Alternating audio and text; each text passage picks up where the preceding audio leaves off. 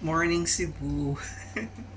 Kalimera. Kalimera. It's our last day and we'll be checking out later. Mga 11 It's our siguro. last day as in the whole day. Yeah, we fly out tonight pa. So, ulitin ko lang. I don't know how I'm gonna edit this. But since January 2nd until now, halos nandito lang kami. Because of what happened nga. Pero ano na yun eh. Saturday, medyo okay na. Nag-dinner out na si TTP. But we had to go back. Dinner lang. Kasi what else is there to do? Sunday, ay hindi, tama ba? I had to break my fast at Orange Brutus. Yeah, but which day was that?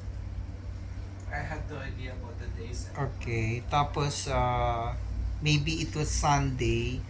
We went to, I think maybe that was Saturday night. Tapos Sunday, we didn't do anything. um, well, we have to eat. Kasi No, that was Sunday. Sunday Kahapon Sunday night was your first was meal, orange. the orange And then Brutus. kahapon, We wanted to eat at the space. spaces. Pero wala. So, Wala, hanggang nakaabot tayo sa sa Manong. Manong. Tapos yung dinner natin was McDonald's, but we eat again at gym. Oo, but anyway, kaya kami kaya ibig sabihin, Saturday night was the first meal kasi yun yung nagugutom na siya na totoo. Hindi na pa skyflakes lang. Then, then the Monday kahapon, we wanted to eat at the spaces kasi mas feeling niya malakas na siya, ganyan. So, naglakad kami hanggang makaabot kami sa, yun nga, Manong's. But we, after lunch, we came back here kaagad because we were so tired. So, although apparently wala na yung mga stomach issue, our bodies weren't prepared yet for, Still weak. it's still too weak. Diba? Although hindi na kami mukhang weak, hindi na kami mukhang may sakit. Although sabi ko sa kanya kahapon, may jaundice ka ba? Or maybe because nangayayat siya crumple yung kanyang face together. So Crumple talaga. it looked darker, gano'n. So yun. So, natulog lang kami. Lagi kami natutulog. Tapos, hindi ko alam kung sa Manila malamig ngayon. Pero ang lamig-lamig dito, hindi kami nag-aircon. Sabi ko, bakit ganun? Sabi niya, because we're not feeling well nga. Ganun. Yun. So, in a while, mag-ano na tayo. Mag-impake. Mag-impake ng konting damit. Hindi naman kami prepared ng 1 week. Pero, okay lang din. Na yung na-book natin is for today. Kasi otherwise, kung nag-book tayo for the 4th, ngangarag-ngarag kami. Hindi, originally, wala kaming booking after the New Year. So, kung nag-book kami ng after the New Year's, di nagpupuro route sa, airport. So, hindi po pwede yon. So, kung nag-book naman kami ng the 4th, 2, 3, 4th, yung 4th na yon, there's less issues na. Pero we were so weak naman, diba? So, tama lang yung I could barely get up. true. Yun nga yung sabi niyang what the F? Wednesday, Thursday, Friday. What the F, Cebu? Literally. What the F, Cebu? Ayan, nag-i-empake na si TTT. Ang view ko, everyday, for 1 week. Minsan ko lang binuksan yung TV na yan. We had a nice stay here. Ang linis, oh. But, like I said before, ano to, dineded mo ko tong hotel na to kasi I have a favorite budget hotel. Across the street. Yes. Well, dati ito yung across the street. Ngayon yung favorite hotel ko na yung across the street. So, kaya kami nag-end up here na price out ako. Gusto ko pa naman yun kasi it's a 24-hour check-in. So, kung if you get here sa Cebu ng 4 p.m., ang check-out mo the following days is before 4 p.m. So, if you arrive in Cebu ng 7 a.m., ang check-out mo the following day, kung 1 day ka lang, is before 7 a.m. Ganyan. Tama ba? 7 a.m., 7 a.m. Diba? 24 hours. So, since we arrived nang wala pang araw dito sa Cebu, yun ang una ko nang pinatahan. And that's the only hotel na alam kong puntahan. Yun. And na-price out na ako. So, tumawid ako dito. And, it's within my budget. Yung nasa less than 1.4. Tapos, It's fairly decent. yes. Although kasi tayo may mga bad, tayo. We have a not so good experience with the mga 1,000 something lang na, Yes, Kalibo. Case diba? in point. Yung mga ganyan. So, but anyway, ganun din yung presyo dun sa favorite ko sa Across. Pero kasi it's run by a decent old woman yata. I think I met her one time. Yun. So, kaya maganda ang pagpapatakbo.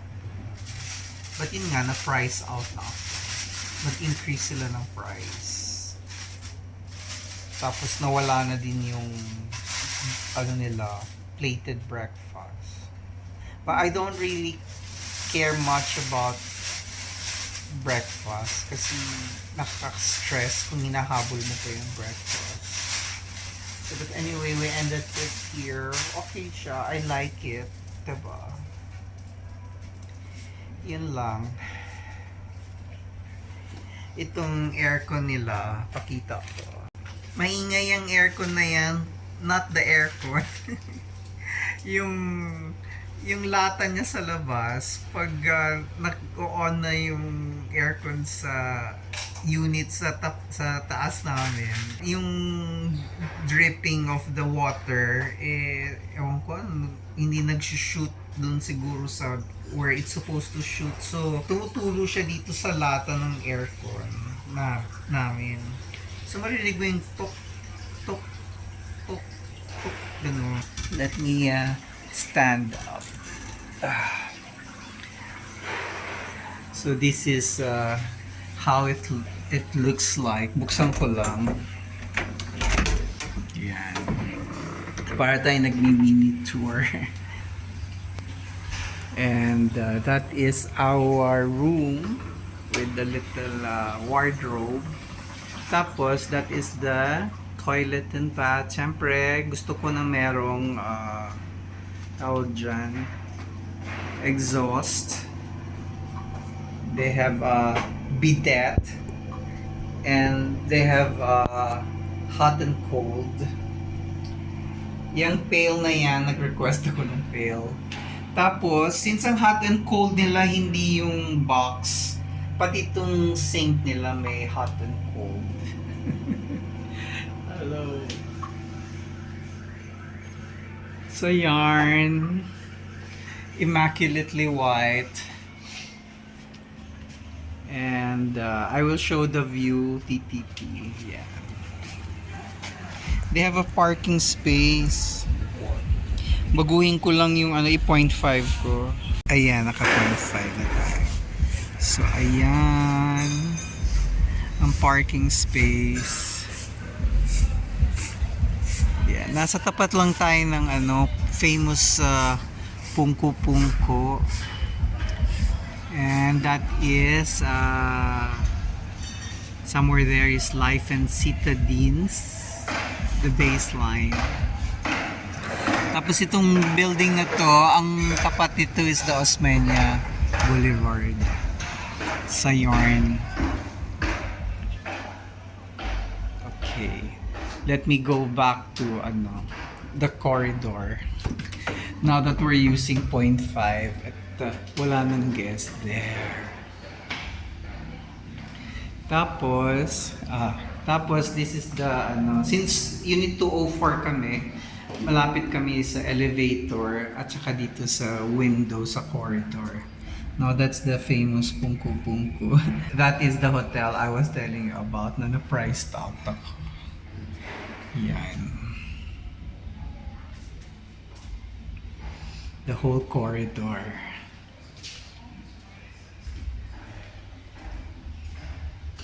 Tapos, me, I like taking the stairs down to the ground floor. Kasi we live in a condo. So, elevator parate. So, ngayong merong stairs dyan, excited akong gamitin. This building has may breakfast ito kung magbabayad ka parang 130 pesos. Ganyan. Yung breakfast niya nasa taas sa tuktok.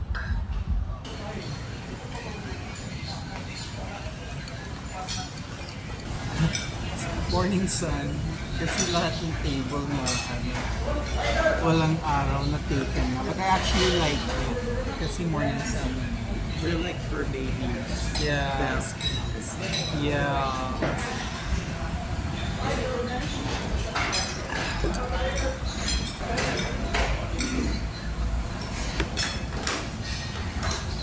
Nakakaw ko na puno ko siya. Kasi but I just drank a little. May choice kasi ng coffee or orange juice. Si TTT chose coffee, ako I chose orange juice. Again, it's chow time! Because we're in Cebu. Siyempre, it's danggit. We ordered danggit. Kasi for the past 2 days, nag-chuchuriso ako. Which down means hindi na makaulit ang chorizo. No, it's not the chorizo. I think it's really the coleslaw.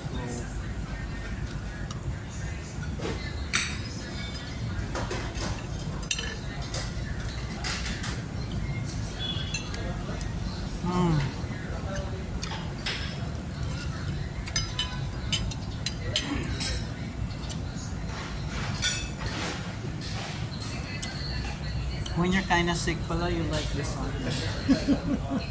When you're cold, you like this. Yeah, I'm sick.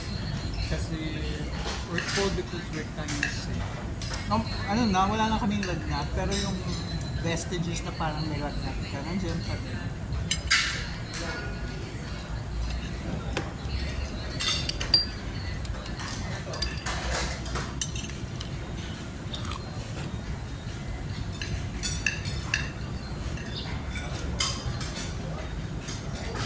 This is our first time to eat here sa Pipor. Kasi may sakit tayo all this time.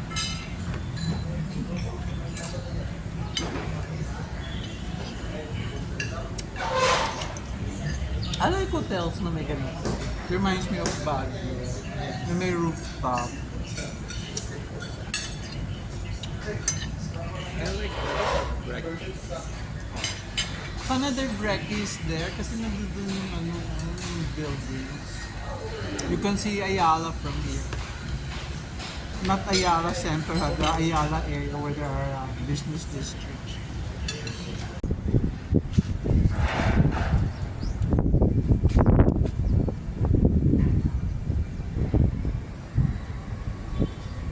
Ang ganda dun. Sisita din. Sana yung Ayala.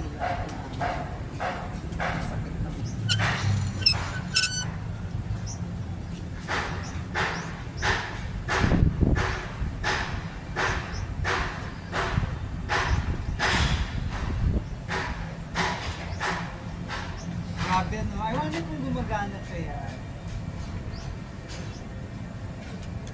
Pabudget ang. Kung minsan iniisip ko, I want to stay there. Kasi makikita mo yung ano. You can see the fuente.